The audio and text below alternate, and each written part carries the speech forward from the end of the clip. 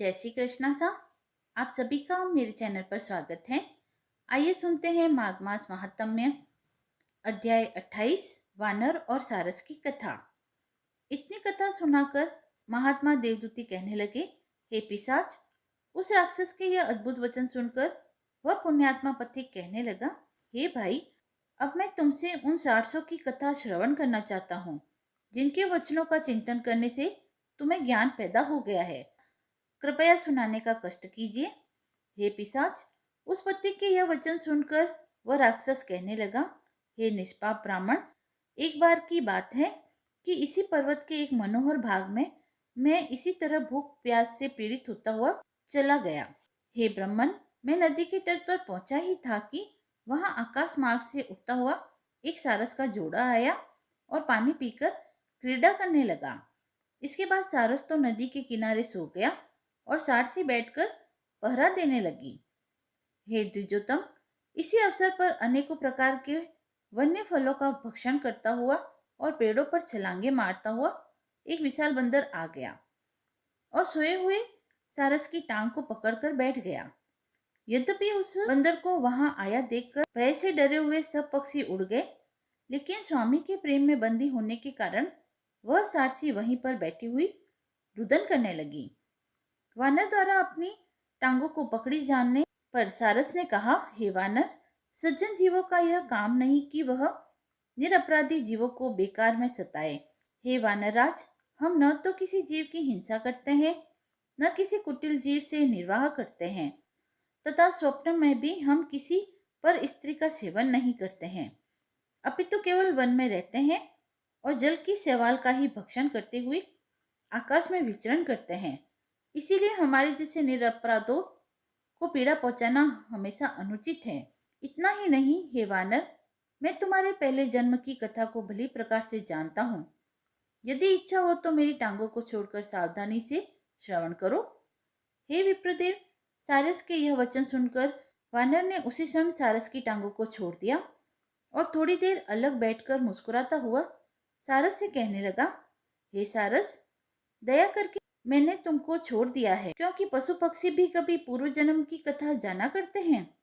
मैंने तो ऐसा कभी नहीं सुना, और यदि तू कोई योगी जीव है तो सुना, मैं ध्यान से सुनूंगा।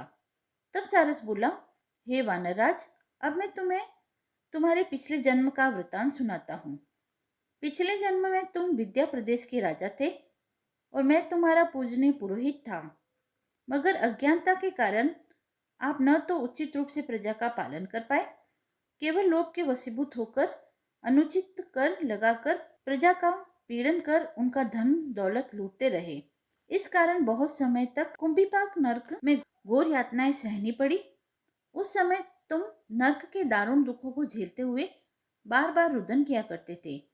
इसके बाद जब तुम्हारा नरकों से उद्धार हुआ तो यह वानर की योनि पाई। सो अब भी तुम निरपराधों को मार मार कर फिर नरक में जाकर उनकी घोर यातना सहने की इच्छा कर रहे हो।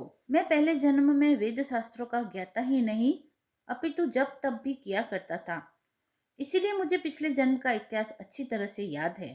हे वानर, मनुष्य को अपने पूर्व जन्म और इस जन्म का पाप अवश्य भोगना पड़ेगा, इसमें लेस मात्र भी संदेह नहीं है। 28वां अध्याय समाप्त हुआ। आइए अब हम सुनते हैं माघ मास में रोज सुनी जाने वाली माघ मास स्नान के महत्व तथा धर्म राज्य की कहानी। पहले हम माघ स्नान महत्व की कहानी सुनेंगे।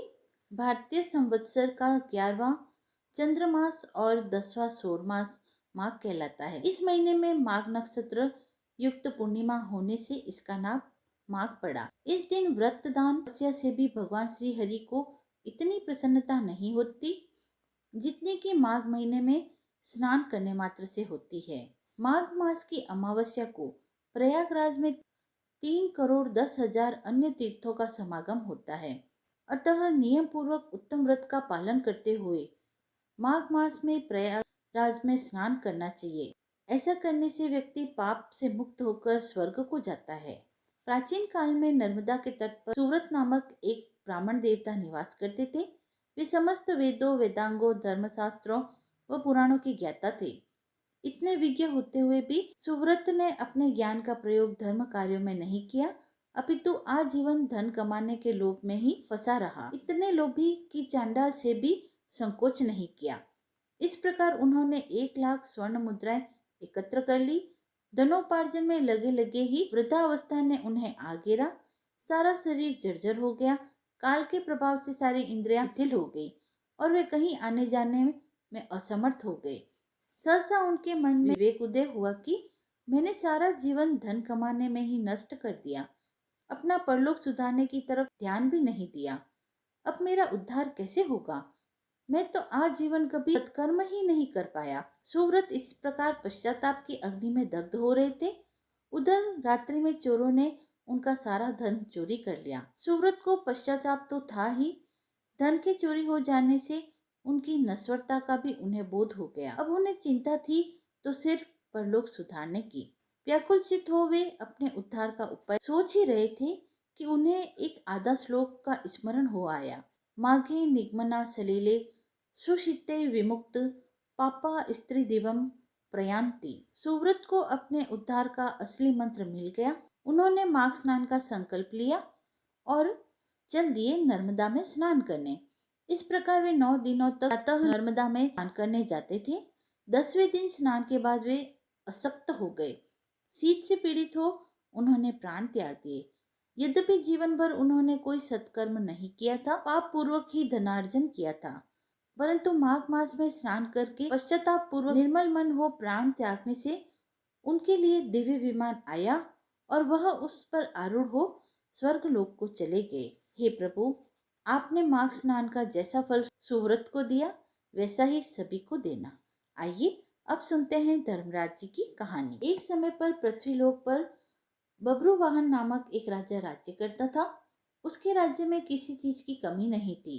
इसी राज्य में हरिदास नामक ब्राह्मण भी निवास करता था, जिसका विवाह गुणवती नाम की स्त्री से हुआ था, जो कि बहुत ही धर्मवती और पतिव्रता महिला थी। गुणवती ने अपना पूरा जीवन सभी देवी देवताओं की उपासना में लगा दिया और वह सभी प्रकार के व्रत करती थी, दान धर्म भी किया करती थी। इसके अलावा अतिथि सेवा को वह अपना धर्म मानती थी। ऐसे ही ईश्वर की उपासना करते हुए वह वृद्ध हो गई। जब उसकी मृत्यु हुई तो धर्मराज के दूत उसे अपने साथ धर्मराजपुर ले गए। यमलोक में एक सुंदर सिंहासन पर यम धर्मराज विराजमान थे और उनके पास ही चित्रगुप्त जी बैठे थे। चित्रगुप्त जब धर्मराज जी को प्राणियों का लेखा जोखा सुना रहे थे, तभी यमदूत गुणवती को लेकर पहुंचे। गुणवती यमराज को देखकर थोड़ी भयभीत हुई और मुंह नीचे करके खड़ी हो गई। फिर चित्रगुप्त ने गुणवती का ब्यौरा निकाला और उसके बारे में धर्मराज जी को बताया। धर्मराज जी ने गुणवती का पूरा ब्यौरा देखा और वे प्रसन्न हुए, लेकिन फिर भी उनके मुख पर थोड़ी सी उदासी भी छाई हुई थी। यह देखकर गुणवती ने पूछा, हे प्रभु, मैंने तो अपने जीवन काल में सारे सत्कर्म ही किए हैं, फिर भी आपके मुख पर उदासी छाई है। इसका कारण क्या है? प्रभु, मुझसे क्या भूल हो गई? धर्मराज जी ने कहा, हे देवी, तुमने सभी देवी देवताओं के व्रत किए हैं, उपासना की है, लेकिन कभी भी तुमने मेरे नाम से कुछ पूजा पाठ या दान नहीं किया। धर्मराज जी की बात सुनते ही गुणवती क्षमा याचना करने लगी और कहने लगी, हे प्रभु, मुझे आपकी उपासना के बारे में कुछ पता ही नहीं है। कृपा करके मुझे ऐसा उपाय बतलाइए प्रभु, जिससे सभी मनुष्य आपकी कृपा के पात्र बन सके। मैं आपके मुख से आपकी भक्ति का मार्ग सुनना चाहती हूँ और मेरी कामना है कि मृत्यु लोक पर वापस जाकर मैं आपकी भक्ति करूं और सभी लोगों को इस बारे में बताऊं। धर्मराज जी ने बताया, जिस दिन सूर्य देव उत्तरायण में प्रवेश करते हैं, यानी मकर संक्रांति के दिन मेरी पूजा शुरू करनी चाहिए और उस दिन से लेकर पूरे साल तक मेरी पूजा करते हुए यह कथा सुननी चाहिए। साथ ही मेरी पूजा करने वाले व्यक्ति को धर्म के इन 10 नियमों का पालन अवश्य करना चाहिए। धीरज रखना यानी संतुष्ट रहना, अपने मन को वश में रखना और सभी को क्षमा करना, किसी प्रकार का दुष्कर्म नहीं करना, मानसिक और शारीरिक शुद्धि का ध्यान रखना, अपनी इंद्रियों को वश में रखना, बुरे विचारों को अपने मन में न लाना, पूजा पाठ और दान पुण्य करना, व्रत करना और व्रत की कहानी सुनना, सच बोलना और सभी से अच्छा व सच्चा व्यवहार करना। और क्रोध न करना। धर्म के इन सभी लक्षणों का पालन करते हुए 1 साल तक मेरी कथा नियम से सुने, दान पुण्य और परोपकार के काम करें और अगली मकर संक्रांति पर इस व्रत का उद्यापन करें। इसके बाद मेरी एक मूर्ति बनाकर विधि विधान से प्राण प्रतिष्ठा करवाकर हवन पूजन करें और साथ ही चित्रगुप्त जी की भी पूजा करें और काले तिल के लड्डुओं का भोग लगावें। इसके बाद ब्राह्मण भोज करावें और बांस की टोकरी में 5 सेर अनाज का दान करें। साथ ही किसी जरूरतमंद को गद्दा, तकिया, कंबल, लोटा, चप्पल, वस्त्र आदि का दान करें। संभव हो तो गौदान करें। धर्मराज से व्रत की पूरी कथा सुनकर गुणवती ने पुनः धर्मराज जी से प्रार्थना की, हे प्रभु, मुझे फिर से मृत्युलोक में जाने दीजिए, जिससे मैं आपका व्रत कर सकूं, साथ ही इस व्रत का प्रचार भी लोगों में कर सकूं। इस पर धर्मराज जी ने गुणवती को धरती लोक पर फिर से जाने दिया। धरती पर वापस आकर गुणवती ने धर्मराज जी द्वारा बताए गए व्रत के बारे में अपने पति को बतलाया। मकर संक्रांति आते ही गुणवती और उसके पति ने यह व्रत शुरू किया। इसी व्रत के प्रभाव से उन पर धर्मराज जी की कृपा हुई और उन्हें मोक्ष की प्राप्ति हुई। हे प्रभु, आपने जैसी दया गुणवती व उसके पति पर की, वैसी ही दया सभी पर बनाए रखना। बोले धर्मराज जी महाराज की जय। कथा समाप्त हुई।